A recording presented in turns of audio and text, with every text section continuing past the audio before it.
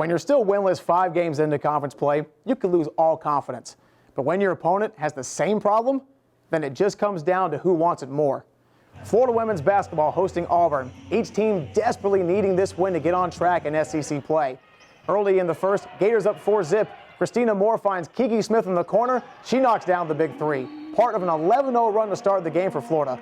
Smith had a game-high 22. A couple minutes into the second, Auburn starts finding rhythm as Honesty Scott Grayson hits the triple to pull the War Eagles within 6. A few minutes later, Kiki Smith, hey, there's Lavender Briggs in the corner. She gets in on the three-point contest. She was 2 of 5 from the outside and finished with 18 points.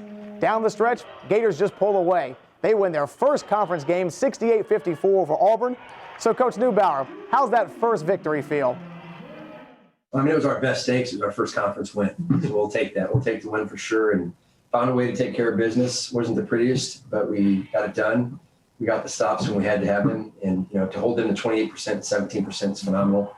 It's been a long time coming for us. We've been scraping, clawing, fighting hard for this. And just proud of our kids getting that W today.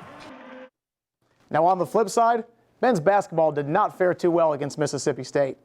Missing Scotty Lewis for the second straight game proved to be a major factor on both ends of the floor. While Trey Mann, Colin Castleton, and Tyree Appleby all scored in double figures, the Orange and Blue were undersized in 4 of 5 positions, and that was the glaring weakness the Bulldogs exposed down low. State outscored Florida 52-30 in the paint, not to mention had 21 more rebounds, and 14 more second chance points. Listen, I know the game is basically a 3-point shootout, but even in today's version of basketball, if you can't protect the rim and the glass, you can't win ball games. So while the Gators fought back to only lose by 3, it was just a tough day at the office for Coach White and company.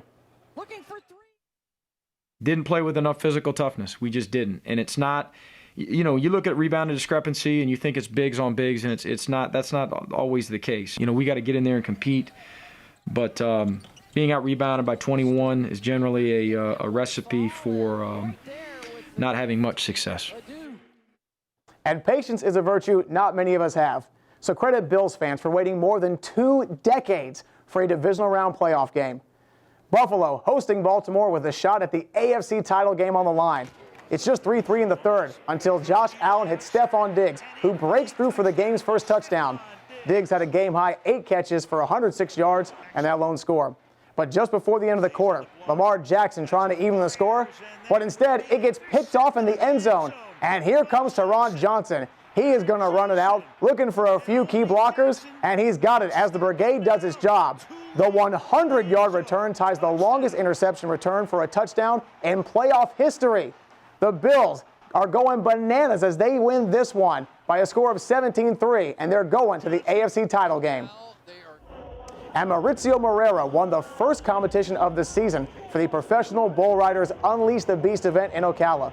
The 21-year-old Brazilian hit the 8-second mark in his first 2 runs, which earned him the #1 spot by garnering 176.5 points. His victory also came with $12,000 in prize money and vaulted him to #1 in the world for the first time in his career. Oh, and on this day in sports history, 22 years ago, that poor guy, Gary Anderson, who hadn't missed a field goal in 2 straight years, blew a 38-yarder in the NFC title game, which allowed the Atlanta Falcons to come back and beat the Minnesota Vikings. Chris Pinson, TV 20 Sports.